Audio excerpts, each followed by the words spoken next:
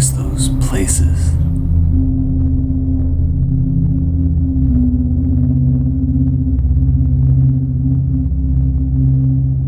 That you should not visit.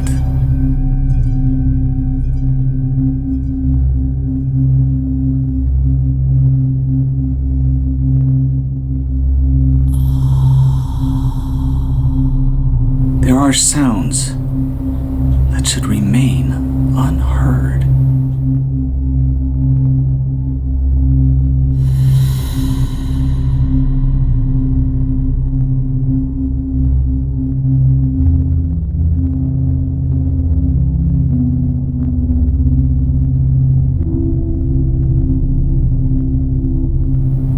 And things that should never be seen.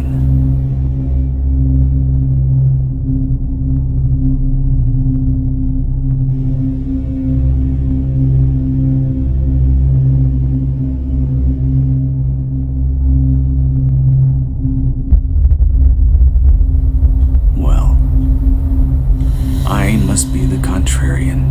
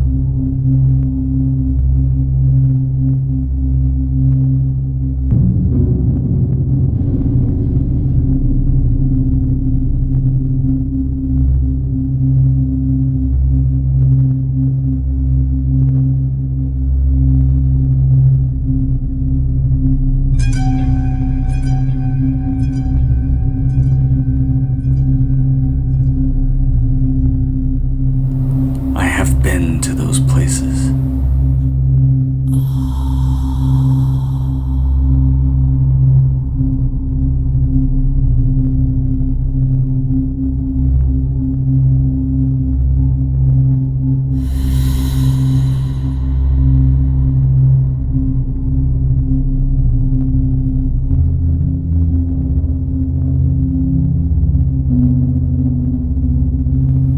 I have heard those sounds.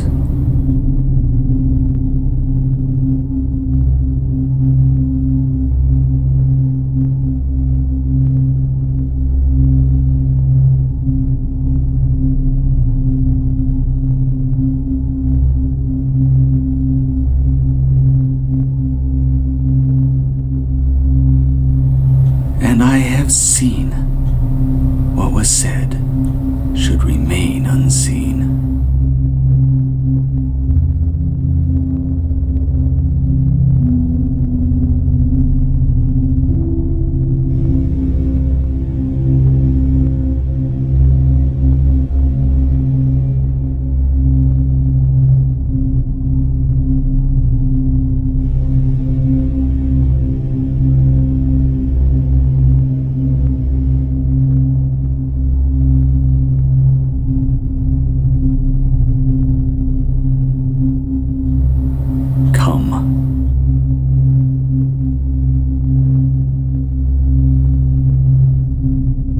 Come. Let me take you to that glorious madness.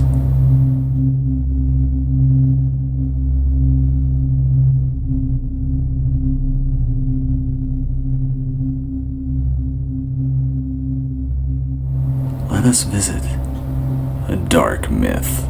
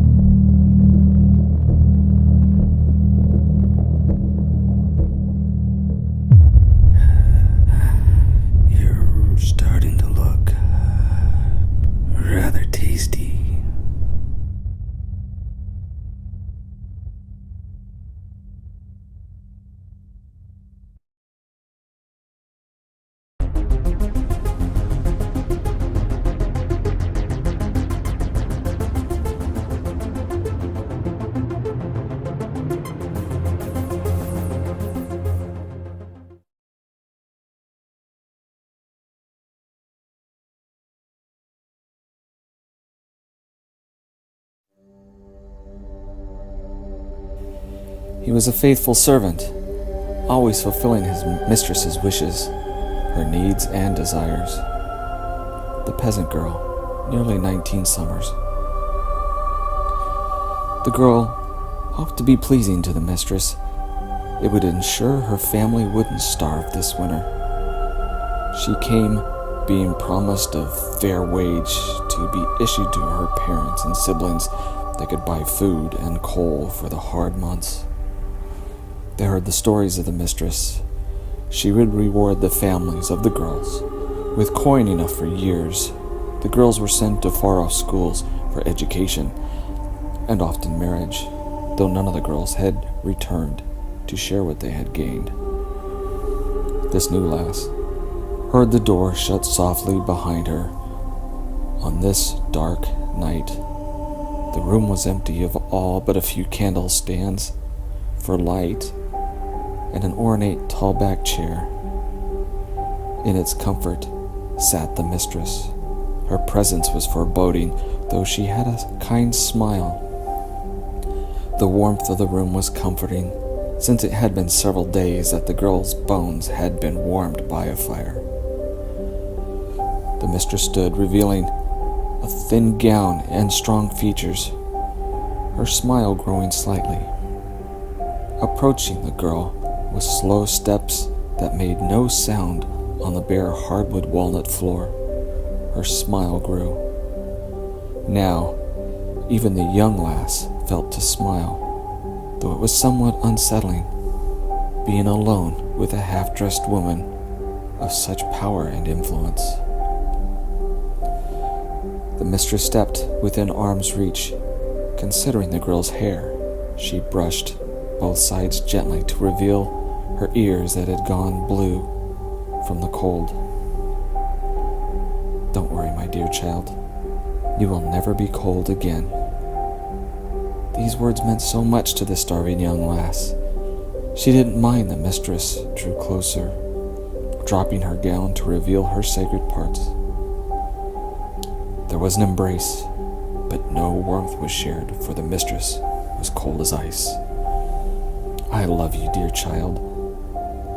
These words brought no comfort, for at this phrase, the spine of the young girl was split in two. Her youthful blood pooled at the mistress's feet, fracturing even more of the now dead child. Her bowels spilled on the stained hardwood floor. The mistress, bathed in the blood, rolled in the torn flesh. I still love you, my child. Tears formed in the mistress' eyes now that her young love had gone and her body cold.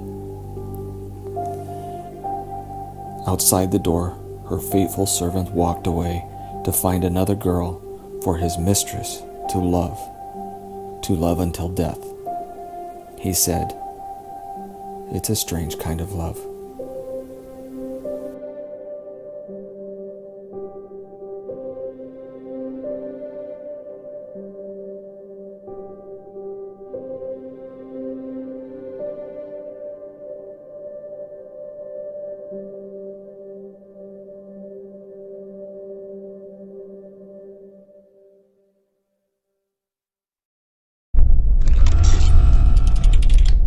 No holiday for me. No.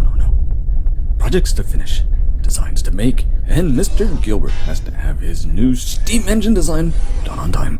Yes. Always on me to fix, to make, to build. Oh, I have my vacation all designed, polished, and planned out. You're too late to stop me. My beauty, my love is coming. Yes. Here we go. Time to close up your back panel, my dearest automaton. Look how beautiful you are. A face of porcelain and brass, eyes of agates, and the finest blonde hair I could find. Well, involuntarily remove. She was wasting her life anyway. She won't miss her hair at the bottom of the river.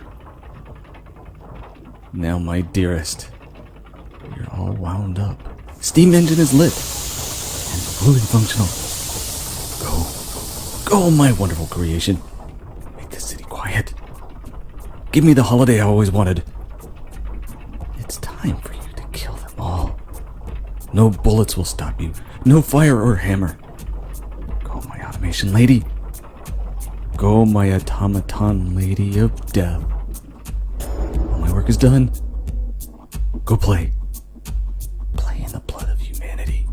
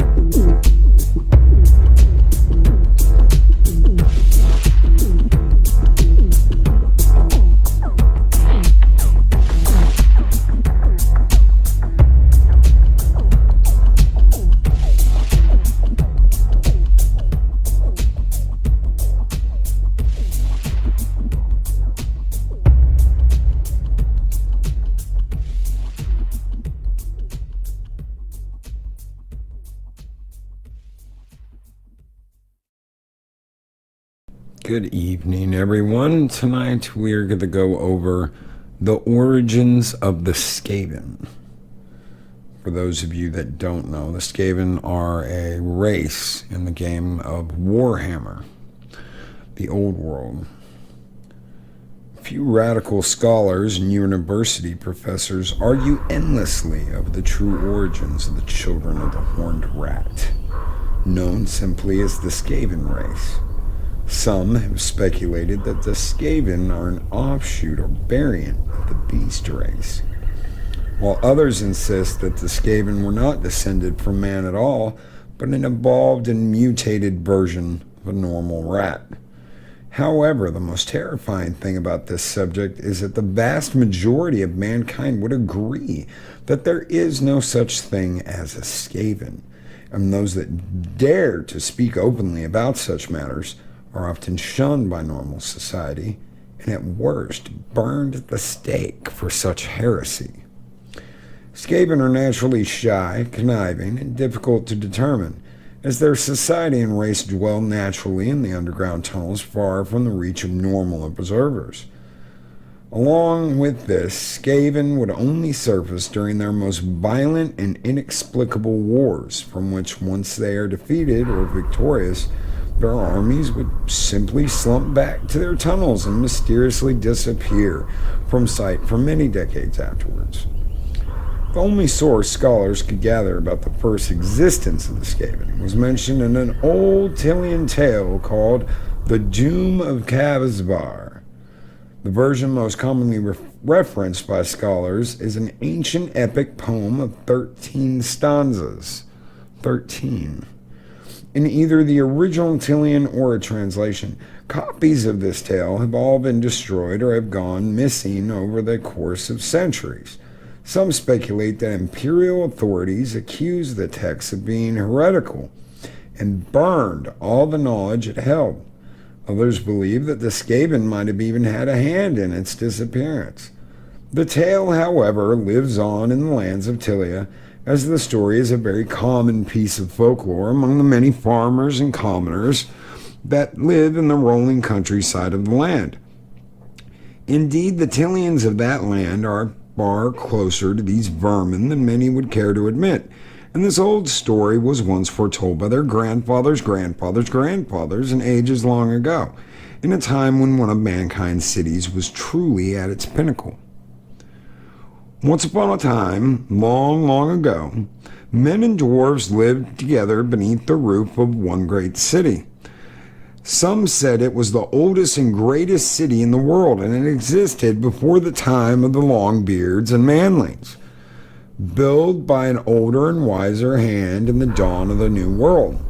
The city lay both above and below the earth, in keeping with the nature of the populace that dwelled there. The dwarves ruled in their great halls of stone below the ground, and wrestled the fruits of the rock free with their daily long toil, while the manlings reaped the fields of swaying corn that surrounded the city with a patchwork of blanket and gold. The sun smiled, men laughed, and everyone was happy. Of course, everyone was happy. A long time ago in a, land far, far away. One day, the men of the city decided that they should give praise to their gods for their good fortunes. They planned a temple such as the world had never seen before. Of course, that always works to, someone's advantage. In the central square of a colossal hall would be built and topped with a single cloud-piercing tower. A tower so tall it would touch the very heart of the heavens, because that's always a good thing. After much planning and with the help of the Longbeards, they set about their monumental task of building it. Weeks became months, and months became years, and still the manlings built and built and built. Men grew old and gray working on that great temple, their sons continuing their work through summer sun, winter rain. At last, after many generations, work began on the great spire itself. Years passed, and the tower reached such a height that the manlings found it ever more difficult to take the stone up to the top. Eventually, the work slowed to a crawl, and finishing the tower seemed impossible. Then one came among the men of the city who offered his help in the great scheme. He asked a single boon of them in return, and claimed that if they would grant him this, he would complete the tower in a single night. The manlings said to themselves, "What have we got to lose?" and offered to make a bargain with the gray-clad stranger. All he wished was to add his own dedication to the gods onto the temple structure. The manlings agreed, and the bargain was struck. At dusk, the stranger entered the unfinished temple and bade the manlings to return at midnight. Clouds slept over the moons, cloaking the temple in darkness as the manlings left. All over the city, men watched and waited as the hours slipped past until, near midnight, by ones and twos, they gathered again in the temple square. The wind blew and the clouds parted as they gazed up at the temple. It rose like an unbroken lance against the sky, pure and white. At its very peak, a great horned bell hung gleaming coldly in the moonlight. The stranger's dedication to the gods was there, but of the stranger himself, there was no sign. The manlings rejoiced that their father's work had been finished. They surged forward to enter the temple. Then, at the stroke of midnight, the great bell began to toll. Once, twice, thrice. Slow, heavy waves of sound rolled across the city. 4, 5, 6 times the bell rang, like the torpid pulse of a bronze giant. 7, 8, 9. The rolling of the bell grew louder with each ring, and the manlings staggered back from the temple steps, clutching their ears. 10, 11, 12, 13. At the 13th strike, lightning split the skies and thunder echoed through the night. High above, the dark circle was lit by a bright flash, and all fell ominously silent. The manlings fled to their beds, frightened and puzzled by the portents they had seen. Next morning they arose to find that the darkness had come to their city. Brooding storm clouds reared above the rooftops, and such rains fell as had never been seen before. Black like ash, the rain fell and puddled in the streets, slicking the cobbles with darkly iridescent colors. At first, some of the manlings didn't worry. They waited for the rain to stop so that they might resume their work. But the rain didn't stop. The winds blew stronger and lightning shook the high tower. Days stretched into weeks, and still the rain did not stop. Each night the bell tolled 13 times, and each morning the darkness lay across the city. The manlings became fearful and prayed to their gods. Still the rains did not stop, and the black clouds hung like a shroud over the fields of flattened corn. The manlings went to the dwarves and beseeched their help. The Longbeards were unconcerned. What matter a little rain on the surface? In the bosom of the earth all was warm and dry. Now the manlings huddled in their dwellings, fear gnawing at their hearts.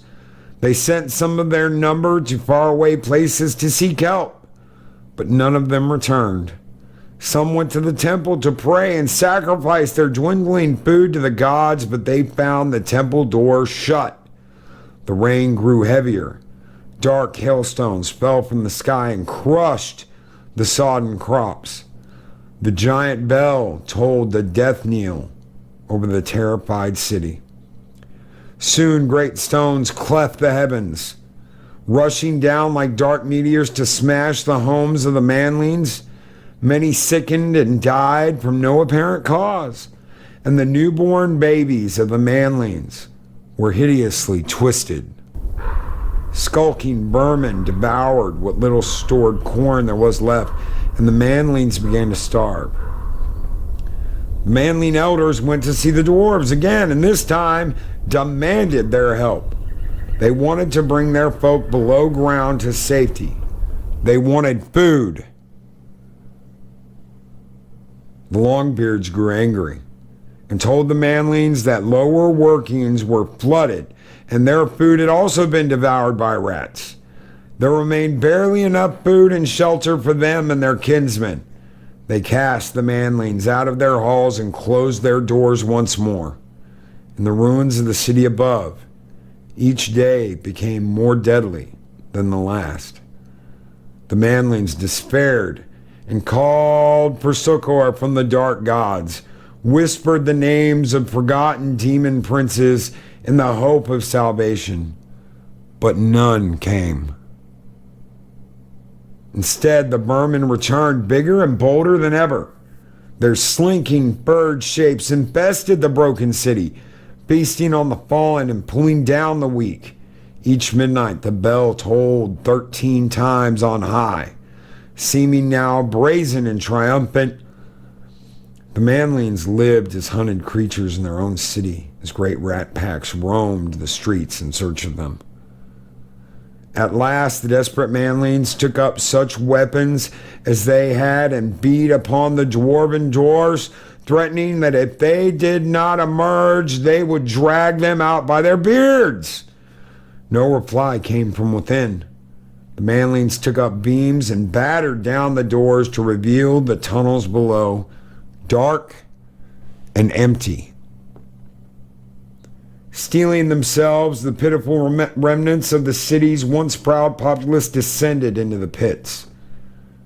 In the ancient hall of kinship, they found the dwarves, now naught but gnawed bones and scraps of cloth, and there they saw by the dying light of their torches the myriad eyes about them, glittering like liquid midnight as the rats closed in for the kill.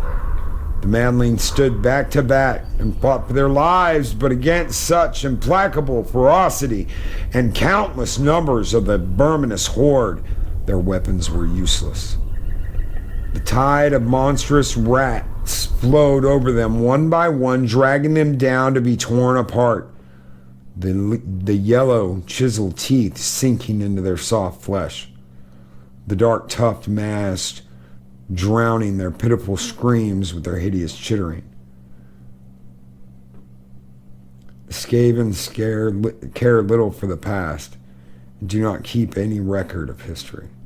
For a Skaven, there are only two times worth thinking about. Right now, when they are not ruling the world, and very soon, when they will be. The only history the Skaven do consider worthy of, though, is personal rather than racial. One might recall such things as the glory days, when you rose in power in a sect, or the despicable enemy that brought about your downfall. But rarely would you think about your origins, or any great achievements of any Skaven other than yourself. They have no rituals or remembrances of their dead. The Skaven are a jealous breed, who rather undermine their fellows and praise them for their achievements. Beyond this, they have no real or consistent concept of time or dates, nor years, generations, or ages. Therefore, the history of the Skaven remains unknown, mostly unknowable to the inhabitants of the old world. Skaven themselves do not care about it. The few humans who make an effort to collect and catalog it find themselves facing insurmountable difficulties.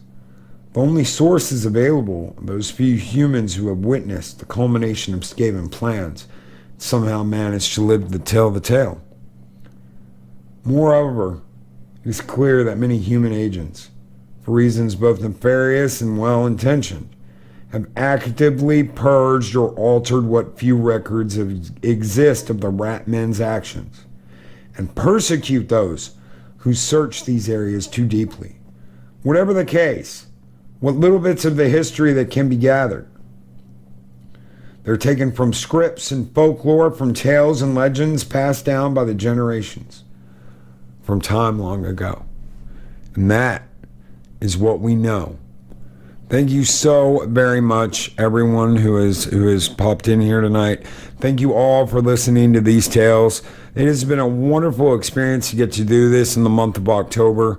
Thank you, big thank you to Adega Outlaw for doing this with me. Thank you all for listening, and we will catch you all next time on 7 Kinds of Mischief.